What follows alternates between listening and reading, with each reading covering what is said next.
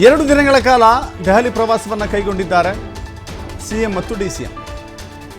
ACC ಕಚೇರಿ, NSUI ಕಚೇರಿ, ಯುವ ಕಾಂಗ್ರೆಸ್ ಕಚೇರಿಗಳಿಗೆ ಭೇಟಿ ನೀಡ್ತಾ ಇದ್ದಾರೆ ಸಿಎಂ. ಸಂಜೆ 7ವರೆಗೆ ಕರ್ನಾಟಕ ಭವನದಲ್ಲಿ ಐಎಎಸ್ ಅಧಿಕಾರಿಗಳ ಜೊತೆ ಸಭೆಯನ್ನು ನಡೆಸ್ತಾರೆ. ಆ ಬಳಿಕ ಕರ್ನಾಟಕ ಭವನದಲ್ಲಿಯೇ ವಾಸ್ತವ್ಯವನ್ನು ಹೂಡ್ತಾರೆ. ನಾಳೆ ನೀತಿ ಆಯೋಗದ ಸಭೆ ಇದೆ. ನೀತಿ ಆಯೋಗದ ಸಭೆಯಲ್ಲಿ ಸಿಎಂ ಭಾಗಿಯಾಗ್ತಾರೆ. ಬಳಿಕ ಹೈಕಮಾಂಡ್ ನಾಯಕರನ್ನು ಭೇಟಿಯಾಗಿ ಚರ್ಚೆ ಮಾಡ್ತಾರೆ. ಅಸಮಾಧಾನ ಇದೆಯೋ ಅದು ಹೇಳಿ ಕೇಳಿ ಹಿರಿಯ ಸಚಿವರಿಂದಲೇ ಖಾತೆ ಬಗ್ಗೆ ಅಸಮಾಧಾನ ಇದೆ. 2ನೇ ಪಟ್ಟಿ ವೇಳೆ ಮತ್ತಷ್ಟು ಅಸಮಾಧಾನ ಹೆಚ್ಚಾಗುತ್ತೆ. ಹೇಗೆ ಬ್ರೇಕ್ ಹಾಕೋದು ಅಂತ ಹೇಳಿ ಕೆಲವಷ್ಟು ಸಲಹೆ ಸೂಚನೆಗಳನ್ನು ಪಡೆಯೋರಿದ್ದಾರೆ.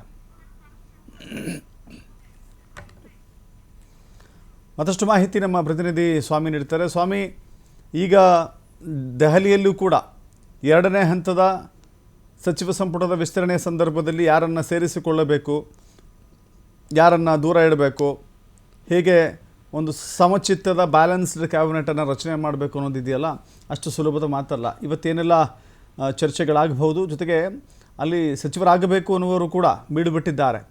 ಲಾಬಿ ಯಾವ ರೀತಿ ಸಾಗ್ತಾ ಇದೆ? ದಶರಥ್, ಇವತ್ತು ಸಿಎಂ ಡಿ.ಕೆ. ಶಿವಕುಮಾರ್ ದೆಹಲಿಗೆ ತೆರಳಿರುವಂತದ್ದು. ಪ್ರಮುಖವಾಗಿ ಹಲವು ಕಾರ್ಯಕ್ರಮಗಳಲ್ಲಿ ಇವತ್ತು ಸಿಎಂ ಡಿ.ಕೆ. ಶಿವಕುಮಾರ್ ಭಾಗವಹಿಸ್ತಾರೆ. ಅದರಲ್ಲಿ ಎಐಸಿಸಿ ಹಾಗೂ ಎನ್ಎಸ್ಯುಐ ಹಾಗೂ ಎಎಂಸಿ ಕಚೇರಿಗಳಿಗೆ ಭೇಟಿ ನೀಡ್ತಾರೆ. ಸಂಜೆ ಹಿರಿಯ ಅಧಿಕಾರಿಗಳಿಗೆ ಸಭೆಯನ್ನು ಮಾಡ್ತಾರೆ. ರಾಜ್ಯಕ್ಕೆ ಸಂಬಂಧಪಟ್ಟಂತ ಹಲವು ವಿಚಾರಗಳನ್ನ ಹಿರಿಯ ಅಧಿಕಾರಿಗಳೊಂದಿಗೆ ಚರ್ಚೆ ಮಾಡ್ತಾರೆ. ಪ್ರಮುಖವಾಗಿ ಸಾಕಷ್ಟು ಚರ್ಚೆ ಆಗ್ತಾ ಇರುವಂತದ್ದು ಪಕ್ಷದ ಒಳಗಿನ ಅಸಮಾಧಾನ. ಈ ವಿಚಾರಕ್ಕೆ ಸಂಬಂಧಪಟ್ಟಂತೆ ಈ ಎಲ್ಲಾ ಕಾರ್ಯಕ್ರಮಗಳನ್ನ ಮುಗಿಸಿದ ಬಳಿಕ ಹೈಕಮಾಂಡ್ ನಾಯಕರನ್ನ ಭೇಟಿಯಾಗುವ ಸಾಧ್ಯತೆ ಇದೆ. ಭೇಟಿಯಾದಂತ ಸಂದರ್ಭದಲ್ಲಿ ಈಗಾಗಲೇ ಹಿರಿಯ ನಾಯಕರಿಂದ ಖ್ಯಾತೆ ಶುರುವಾಗಿರುವಂತದ್ದು. ಖಾತೆ ಕೊಟ್ಟಿರೋದ್ರ ಬಗ್ಗೆ ಸಾಕಷ್ಟು ಅಸಮಾಧಾನಗಳನ್ನ ಹಿರಿಯ ನಾಯಕರೇ ಹೊರಹಾಕ್ತಾ ಇರುವಂತದ್ದು. ಇದು ಸದ್ಯ ಸಿಎಂ ಡಿ.ಕೆ. ಶಿವಕುಮಾರ್ಗೆ ದೊಡ್ಡ ಸವಾಲಾಗಿರುವಂತದ್ದು. ಒಂದು ಕಡೆ ರಾಮಲಿಂಗಾರೆಡ್ಡಿ ಅವರು ತಮಗೆ ಬೇಕಾದಂತಹ ಖಾತೆಯನ್ನ ಕೊಡ್ಲಿಲ್ಲ ಅಂತ ಅಸಮಾಧಾನ ಹೊರಹಾಕಿದ್ರು. ಅವ್ರ ಜೊತೆ ಮಾತುಕತೆಯನ್ನ ಮಾಡಿ ಈಗ ಯಶಸ್ವಿ ಆಗಿರೋದು. ಆದ್ರೆ ಇದನ್ನು ಹೊರತುಪಡಿಸಿದ್ರೆ ಒಂದು ಕಡೆ ಮುನಿಯಪ್ಪನವರು ಕೂಡ ತಮಗೆ ಬೇಕಾದ ಖಾತೆ ಕೊಡ್ಲಿಲ್ಲ ಅಂತ ಅಸಮಾಧಾನ ಹೊರಹಾಕಿದ್ರು. ಅದಕ್ಕೂ ಕೂಡ ಒಂದ್ ರೀತಿ ಮುಲಾಮಚ್ಚಿದ್ರು. ಆದ್ರೆ ಇದು ಯಾವುದೂ ಕೂಡ ಸದ್ಯ ತಾರ್ಕಿಕ ಅಂತ್ಯಕ್ಕೆ ಬಂದಿಲ್ಲ. ಮುನಿಯಪ್ಪ ಅವರು ಕೂಡ ಎಲ್ಲೋ ಪರೋಕ್ಷವಾಗಿ ನೇರವಾಗಿ ಮತ್ತೊಮ್ಮೆ ಅಸಮಾಧಾನ ಹೊರಹಾಕಿರೋದು. ಜೊತೆಗೆ ಇದನ್ನು ಹೊರತುಪಡಿಸಿದ್ರೆ ಕೃಷ್ಣ ಬೈರೇಗೌಡರು ತಮ್ಮ ಖಾತೆ ಬಗ್ಗೆ ಇನ್ನೂ ಕೂಡ ಖಚಿತತೆಯನ್ನು ಹೊರಹಾಕಿಲ್ಲ.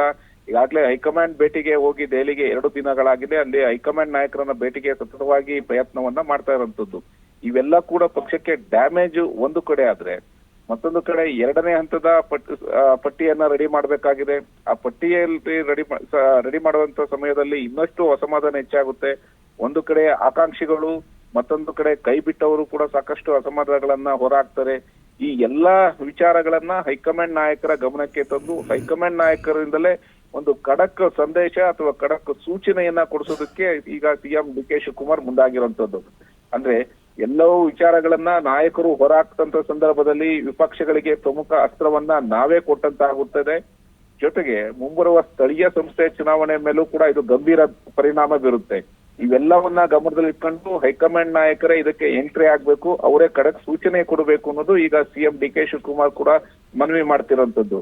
ಈ ಹಿನ್ನೆಲೆಯಲ್ಲಿ ಇವತ್ತಿನ ದೆಹಲಿ ಪ್ರವಾಸ ಸಾಕಷ್ಟು ಕುತೂಹಲ ಮೂಡಿಸ್ತಾ ಇದೆ. ಯಾಕೆಂದ್ರೆ 2ನೇ ಪಟ್ಟಿ ಸಿದ್ಧತೆ ಮಾಡಬೇಕಾದ್ರೆ ಈಗಾಗಲೇ ರೆಡಿ ಕೂಡ ಆಗಿರುವಂತದ್ದು. ಮತ್ತೊಮ್ಮೆ ದೆಹಲಿಗೆ ಹೋದಂತ ಸಂದರ್ಭದಲ್ಲಿ ಮಾಜಿ ಸಿಎಂ ಸಿದ್ದರಾಮಯ್ಯನವರು ಹೋಗ್ತಾರೆ. ಅವರು ಕೂಡ ಒಂದು ಪಟ್ಟಿಯನ್ನು ಸಿದ್ಧಪಡಿಸ್ಕೊಳ್ತಾರೆ.